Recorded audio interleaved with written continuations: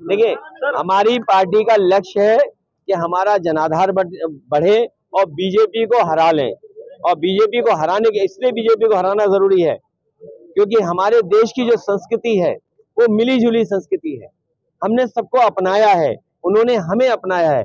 जो लोग यहाँ आए, उस भारत भूमि पर जो लोग आए उन्हें अपना लिया, हमने उन्हें अपमान लिया। और ये दुल्हे की सीट के बारे में अरे रुक जाओ भाई, ये जो जगह है महाराष्ट्र, इसी से नारा दिया था क्विट इंडिया। इसी महाराष्ट्र ने बाल गंगाधर तिलक जी ने गांधी जी को बुला करके देश की लड़ाई को आगे बढ़ाने का काम किया था। तो महाराष्ट्र का संदेश देश की राजनीति को बदलने वाला संदेश होगा। ये महाराष्ट्र का ऐतिहासिक चुनाव है और हमारे यहाँ पर प्रत्याशी इरशाद भाई हैं। और सर ओबीसी के जनगणना के बारे में आपने कहा, मैंने ये कहा, मोदी जी ऐसा कहते हैं कि ओबीसी की जाति ने जनगणना के साथ साथ मुस्लिम धर्मियों में भी जाति के आधार पर चर्चा क्यों नहीं करती विरोधी पक्ष के। देखिए, आपके पार्टी और इंडिया अलायंस के बारे में क्या कहेंगे? देखिए, बाबा साहब भीमराव अम्बेडकर जी का बनाया हुआ संविधान और संविधान के तहत जो आरक्षण है, वो आरक्षण हमारा धर्म के आधार पर नहीं है, आरक्षण हमारा जाति के आधार पर है।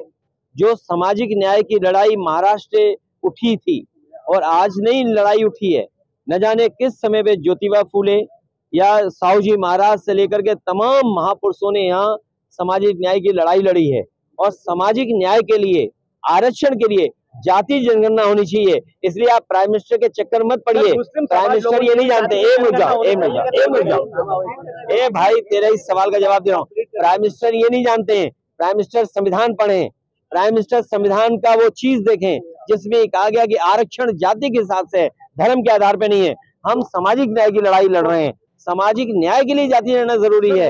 इसलिए अरे भाई, तुम नहीं पढ़े लिखे हो। अरे पढ़े लिखे हो, डिग्री हमारे पास नहीं पढ़े ना। धर्म के आधार पे आरक्षण नहीं है, जाति के आधार पर आरक्षण है। मैं जो बात बोल रहे, मैं जानता हूँ क्या पूछना चाहते हो, लेकिन जो संविधान है, जो बाबा साहब भीमराव अम्बेडकर जी ने संविधान दिया, उस संविधान के तहत आरक्षण होना चाहिए। दोहरानी है, हरियाणा में जो हारे हैं उन्हें गलती नहीं दोहरानी है। और क्योंकि भारतीय जनता पार्टी बहुत ही होशियार पार्टी है, हरियाणा हारी हुई जगह पर उन्होंने सरकार बना ली। इसलिए हम लोगों को सावधान रह करके और अपने वोट को बचा के भी रखना है, क्योंकि बीजेपी के लोग जानते हैं महाराष्ट्र की सरकार अगर नहीं बनी तो दिल्ली की सरकार चली जाएगी। और महाराष्ट्र की सरकार इसलिए नहीं बनेगी क्योंकि महाराष्ट्र में लोग रोजगार और नौकरी करते थे, महाराष्ट्र में लोगों को रोजगार और नौकरी मिलती थी।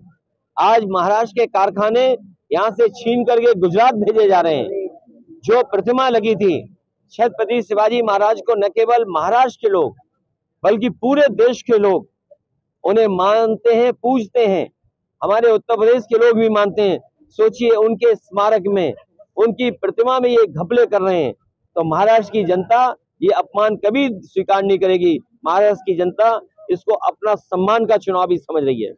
अगाड़ी में एमवीए में समाजवादी पार्टी ने 12 सीटें मांगी हैं, 2 विधायक हमारे हैं और हम वो लोग हैं जो कभी कभी कम सीटों पे भी संतुष्ट हो जाते हैं। कम से कम सम्मान की तरह जिस तरीके से समाजवादी लोग यहाँ तैयारी कर रहे हैं, इरशाद हैं।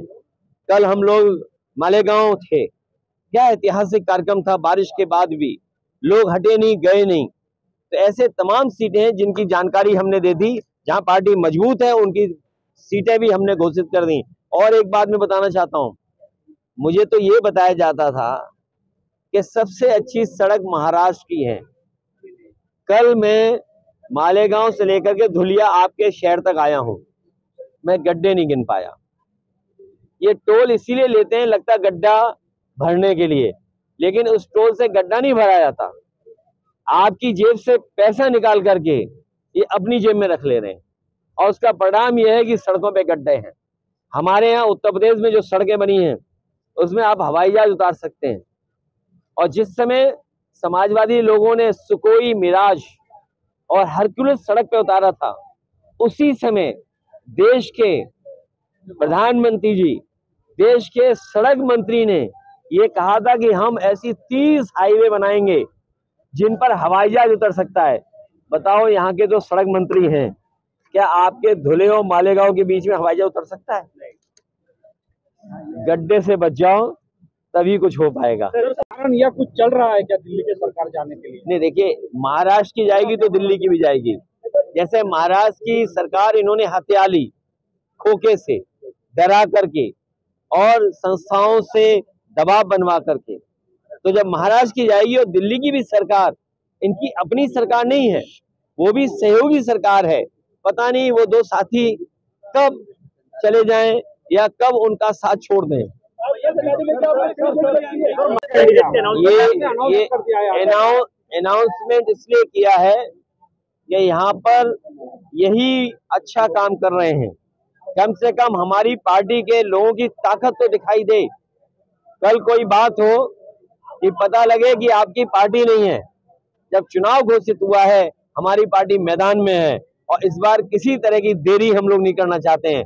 चुनाव की तारीख हुई, चुनाव प्रचार में और जनता के बीच में हम लोग हैं। देखिए, मैं हालांकि हमारे पुलिस अधिकारी भी हैं, पुलिस के लोग भी हैं, और जो सवाल आपने पूछा है कि हत्या हो गई, हमने तो ऐसी हत्या देखी है कि आप ही के प्रेस के बनकर के हत्या कर दी। भूल गए? तो ये सरकार सब जानती है। अगर सरकार की जानकारी में है तो सरकार को सच्चाई बतानी चाहिए। इस देश की जनता कम से कम सच्चाई तो जाने कि आखिरकार क्या साजिश थी, क्या षड्यंत्र था।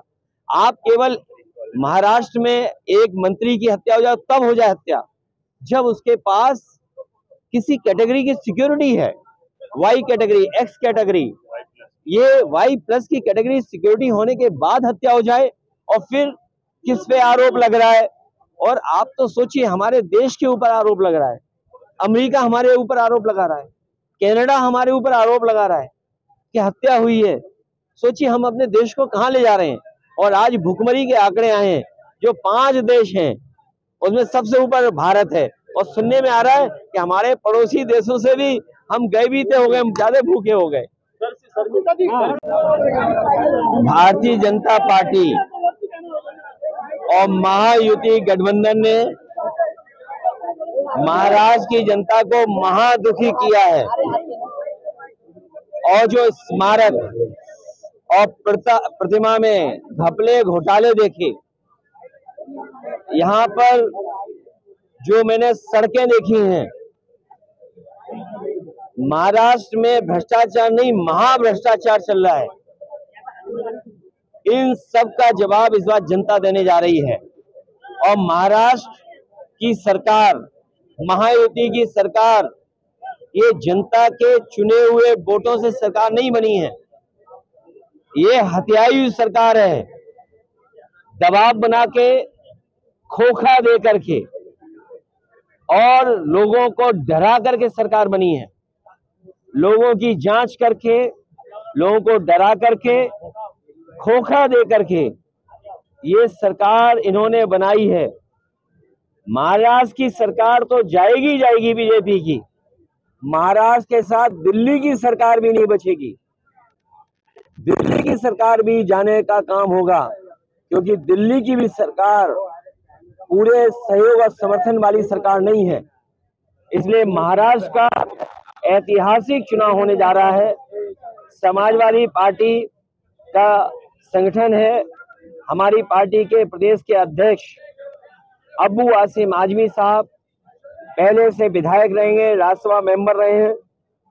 हमारी पार्टी का रईस एक विधायक है, 2 विधायक हैं हमारे, और जहां जहां संगठन है, और आज हम इरशाद जागीरदार के कार्यक्रम में शामिल हुए हैं। ये लगातार जनता की सेवा कर रहे हैं, काम कर रहे हैं।